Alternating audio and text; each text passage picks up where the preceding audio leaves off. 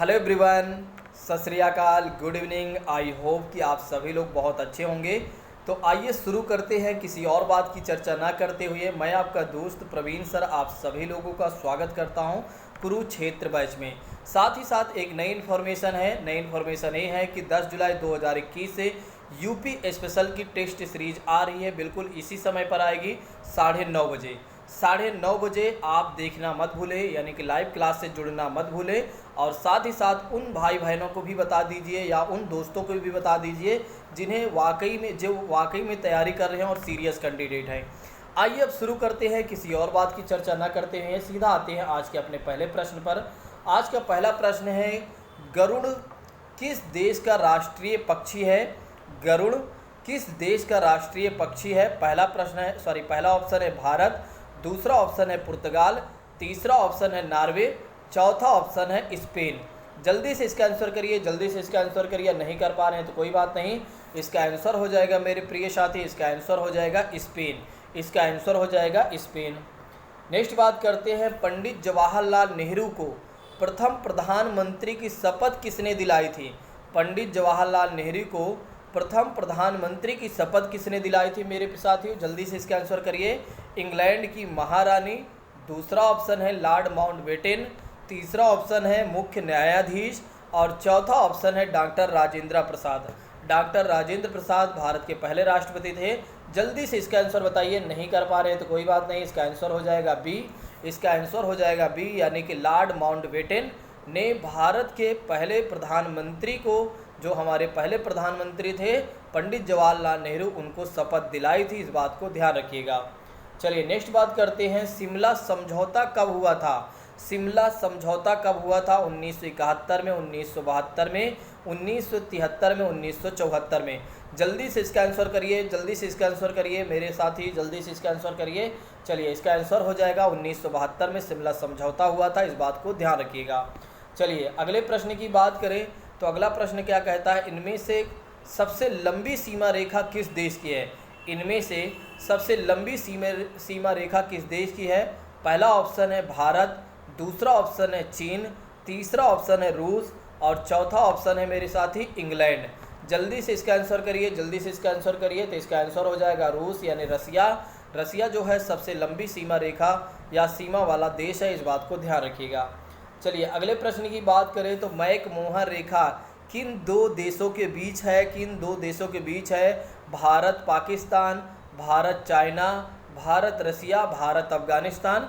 जल्दी से इसका आंसर करिए। मुझे लगता है इसका आंसर मेरे सारे साथी आंसर कर सकते हैं और कर भी रहे हैं। तो इसका आंसर हो जाएगा मेरे प्रिय साथी, इसका आंसर हो जाएगा भारत चीन रेखा को क्या कहा जाता है? मैकमोहन रेखा कहा जाता है। इस बात को ध्यान रखिएगा। चलिए अगले प्रश्न की बात करें। बहुत ही सरल प्रश्न है और बहुत कठिन भी है। भरतनाट्यम किस प्रदेश का शास्त्रीय संगीत है? भरतनाट्यम किस प्रदेश का शास्त्रीय संगीत है? पहला ऑप्शन है तमिलनाडु, दूसरा ऑप्शन है बिहार, तीसरा ऑप्शन है कर्नाटका और चौथा ऑप्शन है मध्य प्रदेश। जल्दी से इसका आंसर करिए। फटाफट आंसर करते चलिए। तो इसका आंसर हो जाएगा मेरे प्रिय साथियों, इसका आंसर हो जाएगा तमिलनाडु। ठीक है, तो इसका आंसर हो जाएगा तमिलनाडु।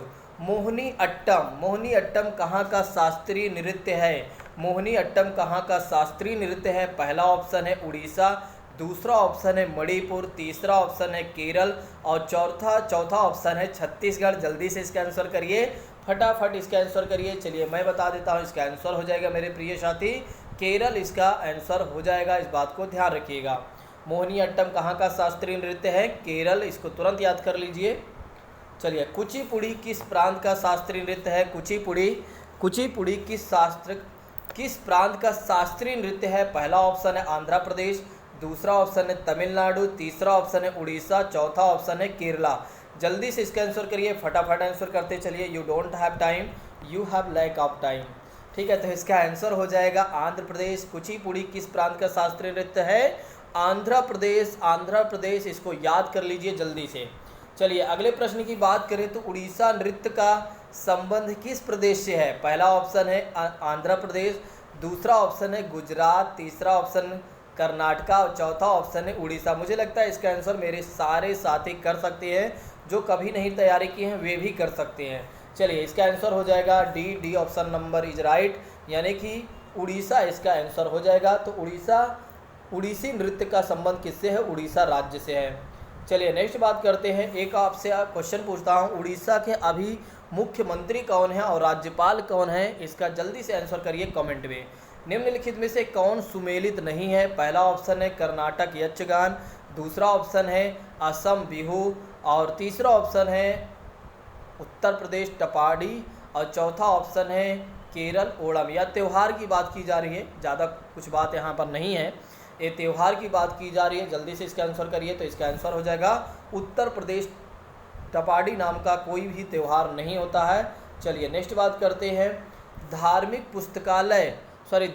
पुस्तक गुरु ग्रंथ साहिब का संबंध किस धर्म से है?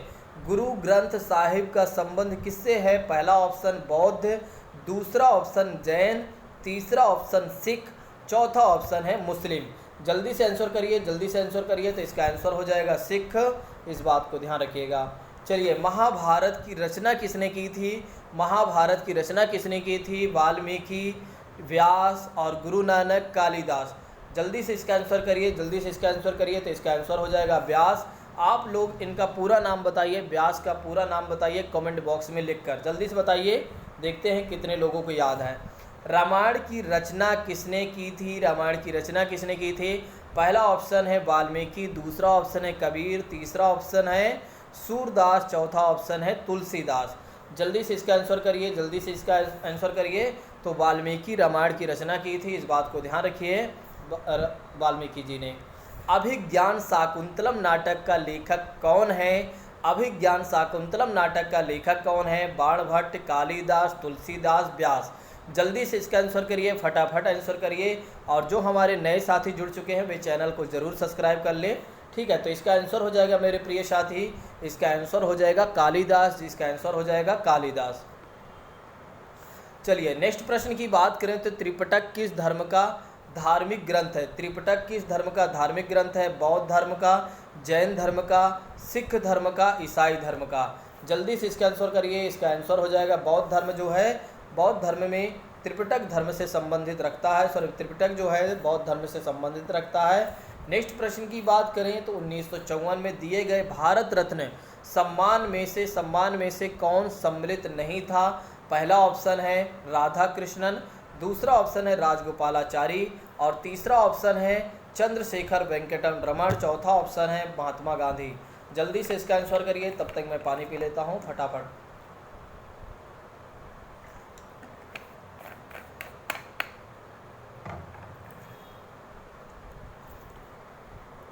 तो इसका आंसर हो जाएगा मेरे प्रिय साथी गांधी जी, महात्मा गांधी जी। 1954 में दिए गए भारत रत्न के सम्मान में वे शामिल नहीं थे, ध्यान रखिएगा। चलिए नेक्स्ट बात करते हैं। भारत सरकार द्वारा दिए जाने वाला देश का सर्वोच्च अंतर्राष्ट्रीय पुरस्कार अंतर्राष्ट्रीय गांधी शांति पुरस्कार की शुरुआत कब हुई थी? बहुत ही अच्छा क्वेश्चन है, बहुत ही अच्छा क्वेश्चन, इस पर ध्यान बनाए रखिएगा। पहला ऑप्शन है 1980, दूसरा ऑप्शन है 1985, तीसरा ऑप्शन है 1948, चौथा ऑप्शन है 1995, चौथा ऑप्शन है 1995। जल्दी से इसका आंसर करिए। तो इसका आंसर हो जाएगा 1995 में अंतर्राष्ट्रीय गांधी पुरस्कार की शुरुआत की गई थी। चलिए अगले प्रश्न की बात करें तो भारत सरकार द्वारा दिया जाने वाला अंतर्राष्ट्रीय इंटरनेशनल गांधी शांति पुरस्कार सबसे पहले किसे दिया गया? पहला ऑप्शन है श्री जूलियस न्यूरेरे, दूसरा ऑप्शन है रामकृष्ण मिशन, तीसरा ऑप्शन है जॉन ह्यूम, चौथा ऑप्शन है बाबा आम्पटे। जल्दी से इसका आंसर करिए। तो इसका आंसर हो जाएगा श्री जूलियस न्यूरेरे, इस बात को ध्यान रखिएगा। चलिए अगले प्रश्न की बात करें तो अगला प्रश्न है आपके सामने स्क्रीन पर। भारतीय ज्ञानपीठ पुरस्कार की स्थापना किस वर्ष की गई थी? पहला ऑप्शन है 1970, दूसरा ऑप्शन है 1965, तीसरा ऑप्शन है 1980, चौथा ऑप्शन है 1960। जल्दी से इसका आंसर करिए। भारतीय ज्ञानपीठ पुरस्कार की स्थापना कब हुई थी? 1970, 1965, 1980, 1960। इसका आंसर हो जाएगा 1965, भारतीय ज्ञानपीठ पुरस्कार की स्थापना की गई थी। भारत रत्न से सम्मानित प्रथम विदेशी नागरिक कौन है? भारत रत्न से सम्मानित प्रथम विदेशी नागरिक नेल्सन मंडेला। दूसरा ऑप्शन है मदर टेरेसा। तीसरा ऑप्शन है खान अब्दुल गफ्फार खान। और चौथा ऑप्शन है अमर्त्य सेन। चौथा ऑप्शन है अमर्त्य सेन। जल्दी से इसका आंसर करिए। तो इसका आंसर हो जाएगा मेरे प्रिय साथी, इसका आंसर हो जाएगा खान अब्दुल गफ्फार खान। खान अब्दुल गफ्फार खान विदेशी नागरिक थे जिन्हें सबसे पहले क्या दिया गया, भारत रत्न से सम्मानित किया गया, भारत रत्न दिया गया। सॉरी, नेक्स्ट बात करते हैं नोबेल पुरस्कार का प्रारंभ किस वर्ष हुआ था। नोबेल पुरस्कार का प्रारंभ किस वर्ष हुआ था। 1901, 1905, 1907, 1908। जल्दी से इसका आंसर करिए। तो इसका आंसर हो जाएगा 1901 में नोबेल पुरस्कार की शुरुआत की गई थी। निम्नलिखित में से किस भारतीय को नोबेल पुरस्कार नहीं दिया गया है या नहीं प्राप्त है। पहला ऑप्शन है रविन्द्रनाथ टैगोर। दूसरा ऑप्शन है हरगोविंद खुराना। तीसरा ऑप्शन है चंद्रशेखर वेंकटन रमण। और चौथा ऑप्शन है महात्मा गांधी। तो इसका आंसर हो जाएगा महात्मा गांधी को भारतीय नोबेल पुरस्कार नहीं दिया गया है या नहीं प्राप्त है। मैग्सेसे पुरस्कार से सम्मानित होने वाले प्रथम भारतीय कौन है। मैग्सेसे पुरस्कार से सम्मानित होने वाले प्रथम भारतीय कौन है। पहला ऑप्शन है सुश्री शांता सिन्हा। दूसरा ऑप्शन है सत्यजीत राय। और चौथा और तीसरा ऑप्शन है आचार्य विनोबा भावे। और चौथा ऑप्शन है राजेंद्र सिंह। तो इसका आंसर हो जाएगा आचार्य विनोबा भावे जी को मैग्सेसे पुरस्कार से सम्मानित होने वाले या पहले भारतीय थे। तो आचार्य विनोबा भावे पहले भारतीय थे जिन्हें मैग्सेसे पुरस्कार से सम्मानित किया गया था। परमवीर चक्र से सम्मानित होने वाले पहले भारतीय कौन थे या प्रथम व्यक्ति कौन थे। मेजर सोमनाथ वर्मा। दूसरा ऑप्शन है आर राणे। तीसरा ऑप्शन मेजर पीरू सिंह। चौथा ऑप्शन है करण सिंह। तो इसका आंसर हो जाएगा मेजर सोमनाथ शर्मा जी इसके पहले व्यक्ति हैं जिन्हें परमवीर चक्र से सम्मानित किया गया था। पुलित्जर पुरस्कार देने की शुरुआत वर्ष 1970 में हुई थी। यह किस क्षेत्र में दिया जाता है या दिया जाता था। तो वीरता के क्षेत्र में, पत्रकारिता एवं साहित्य के क्षेत्र में और खेल के क्षेत्र में उपरोक्त में से कोई नहीं। जल्दी से इसका आंसर करिए। तो इसका आंसर करिए फटाफट, इसका आंसर करिए। तो इसका आंसर हो जाएगा पत्रकारिता, साहित्य एवं संगीत के क्षेत्र में पुलित्जर पुरस्कार की शुरुआत की गई थी। और कब की गई थी, 1917 में की गई थी। भारतीय फिल्म उद्योग के क्षेत्र में दिए जाने वाला दादा साहब फाल्के पुरस्कार की शुरुआत कब हुई थी। बहुत ज़्यादा यह प्रश्न पूछा जाता है। तो भारतीय फिल्म उद्योग क्षेत्र में दिया जाने वाला दादा साहब फाल्के पुरस्कार की शुरुआत कब हुई थी। 1970, 1969, 1980, 1860। तो इसका आंसर हो जाएगा मेरे प्रिय साथी, इसका आंसर हो जाएगा 1969 यानी 1969 में दादा साहब फाल्के पुरस्कार की शुरुआत की गई थी। अगली बात यानी अगले प्रश्न की बात करें तो दादा साहब फाल्के पुरस्कार सर्वप्रथम किसको दिया गया था। देखिए इतने अच्छे क्वेश्चन मैंने पिकअप किया है, इतने अच्छे क्वेश्चन पिकअप किया है कि आप कहीं भी सर्च करोगे, कई जगह आप सर्च करोगे तब भी इस तरह के कंटेंट आप नहीं सर्च कर पाओगे, क्योंकि आपका माइंड इतना काम ही नहीं करेगा कि इतने डायमेंशनल तरीके से आप सोचकर इस तरह के प्रश्न ढूंढें और पढ़ सकें। तो दादा साहब फाल्के पुरस्कार सर्वप्रथम किसको दिया गया है, देविका रानी। दूसरा ऑप्शन है BN सरकार। तीसरा ऑप्शन है पृथ्वीराज कपूर। चौथा ऑप्शन है राज कपूर दोस्तों। तो इसका आंसर हो जाएगा देविका रानी। देविका रानी को दादा साहब फाल्के पुरस्कार सर्वप्रथम दिया गया था, इस बात को ध्यान रखिएगा। अगले प्रश्न की बात करें तो अगला प्रश्न क्या कहता है कि प्रतिवर्ष नोबेल पुरस्कार विजेता का निर्णय कौन करता है। प्रतिवर्ष नोबेल पुरस्कार विजेताओं का निर्णय कौन करता है। पहला ऑप्शन है साहित्य स्वीडिश अकादमी ऑफ लेटर्स। दूसरा ऑप्शन है शांति नॉर्वे की संसद स्टोर्टिंग। और तीसरा ऑप्शन है औषधि कैरोलिंस्का इंस्टीट्यूट। और चौथा ऑप्शन है भौतिक रसायन एवं अर्थशास्त्र स्वीडिश अकादमी साइंसेज। उपरोक्त में से सभी। जल्दी से इसका आंसर करिए। प्रतिवर्ष नोबेल पुरस्कार विजेताओं का निर्णय कौन करता है। तो इसका आंसर हो जाएगा उपरोक्त सभी। तो ये सब मिलकर क्या करते हैं, निर्णय करते हैं अपने अपने क्षेत्र में। नेक्स्ट बात करते हैं इंदिरा गांधी अंतर्राष्ट्रीय शांति निरस्त्रीकरण एवं विकास पुरस्कार किस वर्ष दिया जाने लगा? पहला ऑप्शन है 1986, दूसरा ऑप्शन है 1987, तीसरा ऑप्शन है 1988 और चौथा ऑप्शन है 1990। तो इसका आंसर हो जाएगा मेरे प्रिय साथियों, इसका आंसर हो जाएगा 1986। तो इसका आंसर हो जाएगा 1986, इस बात को ध्यान रखिएगा। चलिए अगले प्रश्न की बात करें तो अगला प्रश्न क्या कहता है कि इंदिरा गांधी अंतर्राष्ट्रीय न्याय एवं सद्भाव पुरस्कार देने की घोषणा कब की गई थी? ठीक है, पहला ऑप्शन है 1980, दूसरा ऑप्शन है 1984, तीसरा ऑप्शन है 1993 और चौथा ऑप्शन है 1995। तो इसका आंसर हो जाएगा 1993, इस बात को ध्यान रखिएगा। अगले प्रश्न की बात करें, बहुत ही सरल प्रश्न है, बहुत ही सरल प्रश्न है, बहुत ही इंपॉर्टेंट प्रश्न है, इस बात को ध्यान रखिएगा। प्रथम एशियाई खेल कहाँ हुए थे? भारत, चीन, जापान, भारत, चीन, पाकिस्तान, जापान। जल्दी से इसका आंसर करिए। तो इसका आंसर हो जाएगा प्रथम एशियाई खेल कहाँ हुआ था? हुआ था? भारत में। भारत ने हॉकी में प्रथम स्वर्ण पदक कब जीता था? बहुत ही इम्पॉर्टेंट प्रश्न है। भारत ने हॉकी में प्रथम स्वर्ण पदक कब जीता था? पहला ऑप्शन है 1924, दूसरा ऑप्शन है 1928, तीसरा ऑप्शन है 1932, चौथा ऑप्शन है 1936। तो इसका आंसर जल्दी से करिए। इसका आंसर हो जाएगा 1928 में भारत ने सर्वप्रथम हॉकी स्वर्ण पदक जीता था, या हॉकी में स्वर्ण पदक जीता था। अगले प्रश्न की बात करें, शिमला समझौता कब हुआ था? भला कौन नहीं जानता है? 1972। इसके पहले ही प्रश्न मैंने आपको बताया था।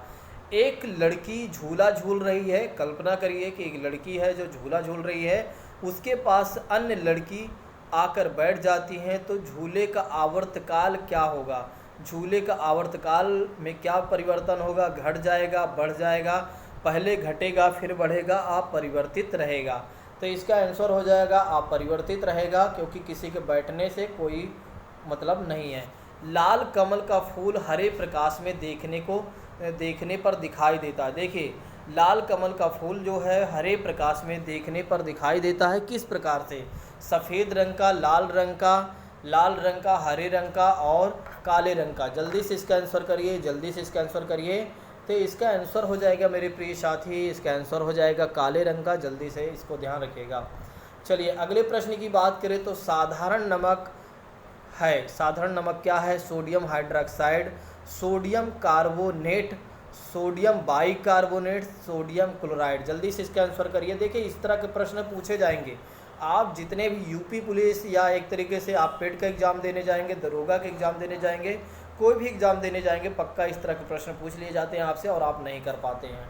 चलिए अगले प्रश्न की बात करें तो लोहे में जंग लगने पर उसका भार क्या हो जाता है? उसके भार में किस प्रकार का परिवर्तन हो जाता है? पहला ऑप्शन है घट जाता है, दूसरा ऑप्शन है बढ़ जाता है, तीसरा ऑप्शन है अपरिवर्तित रहता है और चौथा ऑप्शन है पहले घटता है फिर बढ़ता है। जल्दी से इसका आंसर करिए, फटाफट आंसर करिए। नहीं आ रहा है तो कोई बात नहीं है। तो लोहे में जंग लग जाने पर उसका भार जो होता है वो बढ़ जाता है। ठीक है, चलिए बेकिंग सोडा है सोडियम कार्बोनेट, सोडियम पर ऑक्साइड, सोडियम बाइकार्बोनेट और सोडियम नाइट्रेट। जल्दी से इसका आंसर करिए। तो सोडियम बाइकार्बोनेट जो है वो क्या है? बेकिंग सोडा है। चलिए अगले प्रश्न की बात करें, दिया सलाई में क्या प्रयोग होता है? लाल फास्फोरस, सफ़ेद फास्फोरस, सोडियम पोटेशियम। जल्दी से इसका आंसर करिए, फटाफट आंसर करते चलिए। तो इसका आंसर हो जाएगा लाल फास्फोरस। नींबू में पाया जाता है, तो इसका आंसर करिए टार्टिक अम्ल। ठीक है, टार्टिक अम्ल है। ठीक है, एसिटिक अम्ल, साइट्रिक अम्ल और फार्मिक अम्ल। जल्दी से इसका आंसर करिए। तो साइट्रिक अम्ल, भला कौन नहीं जानता। नीली स्याही बनाने में किसका प्रयोग किया जाता है? नीली स्याही को बनाने में किसका प्रयोग किया जाता है? रेड लेड का, फेरस सल्फेट का, ब्लीचिंग चूर्ण का, नीला थोथा का। जल्दी से इसका आंसर करिए। तो इसका आंसर हो जाएगा फेरस सल्फेट का हम प्रयोग करते हैं नीली स्याही बनाने में। चलिए नेक्स्ट प्रश्न की बात करें, बस 5 मिनट और वेट करिए, सारे प्रश्न हो जाएंगे। अस्पतालों में कृत्रिम सांस लेने के लिए, देखिए अभी ऑक्सीजन की कमी थी ना, तो किस प्रकार की ऑक्सीजन आपको चाहिए था? ठीक है, ऑक्सीजन भी तो चाहिए, तो लेकिन किस प्रकार के ऑक्सीजन आप ढूंढेंगे? देखिए क्वेश्चन सुनिएगा और समझिएगा और देखिएगा। अस्पतालों में कृत्रिम सांस के लिए, कृत्रिम मतलब जो एक तरीके से प्राकृतिक ना होकर कृत्रिम हमारे द्वारा जो सांस मतलब एक तरीके से जो डॉक्टर के द्वारा सांस दिलाई जाती है मतलब गैस के माध्यम से, के लिए प्रयुक्त ऑक्सीजन निम्न में से निम्न गैसों का मिश्रण होता है। मतलब उस गैस में क्या मिश्रण होता है? ऑक्सीजन हीलियम, नाइट्रोजन ऑर्गन और oxygen argon, oxygen carbon dioxide. जल्दी से इसका आंसर करिए। इसका आंसर मुझे लगता है कुछ ही छात्र कर पाएंगे, ऑक्सीजन हीलियम, इस बात को ध्यान रखिएगा। चींटियों में कौन सा अम्ल पाया जाता है? एस्टिक अम्ल, एसिटिक अम्ल, बेंजोइक अम्ल, फार्मिक अम्ल, सल्फ्यूरिक अम्ल। जल्दी से इसका आंसर करिए। तो इसका आंसर हो जाएगा मेरे प्रिय साथी, इसका आंसर हो जाएगा फार्मिक अम्ल, इस बात को ध्यान रखिएगा। चलिए अगले प्रश्न की बात करें तो चावल को पॉलिश करने पर किस प्रकार की विटामिन नष्ट हो जाती है? नष्ट हो जाता है एक्सोरोफाइटाल, दूसरा है थायमीन, तीसरा है स्कॉर्बिक अम्ल, चौथा है कैल्सीफेरोल। जल्दी से इसका आंसर करिए। थायमीन आप जानते होंगे।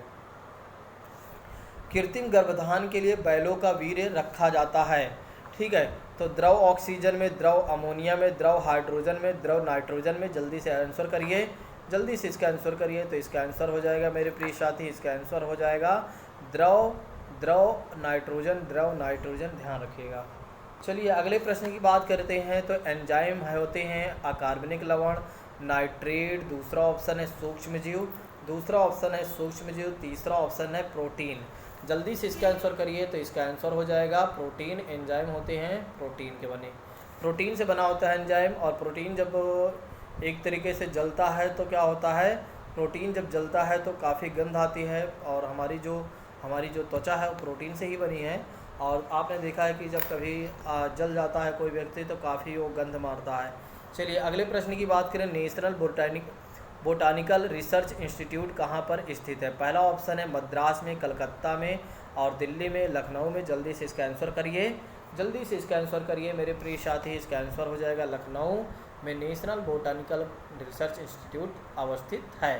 तो आज की क्लास को हम यहीं पर समाप्त करते हैं, यानी कि यहीं पर स्थगित करते हैं। 10 जुलाई से यूपीपी के नई टेस्ट सीरीज आ रही है, इसी समय आएगी। और डेली आपको एक दिन यूपी टेस्ट सीरीज, एक दिन यूपी स्पेशल, दूसरे दिन आपके जो कॉमन 12 से MCQ के टारगेट चल रहा है इसको हम करवाएंगे। साथ ही साथ मैं आप लोगों से ये भी कहना चाहूँगा, जो हमारे नए छात्र जुड़े थे वे चैनल को ज़रूर सब्सक्राइब कर लिया करें। और जो हमारे पुराने छात्र थे वे कम से कम पढ़ने के बाद तो शेयर कर ही दिया करें, ठीक है। पढ़ने के बाद ही शेयर कर दिया करो। अगर उस समय आपको लगता है कि शेयर करने में हमें परेशानी हो रही है तो आप क्या करें, पढ़ने के बाद शेयर कर दिया करें एक आध दो लोग के बाद। तो आज की क्लास को हम यहीं पर समाप्त करते हैं। आप हमें इजाज़त दीजिए, कल मिलते हैं हम अपने समय पर। थैंक यू सो मच, जय हिंद।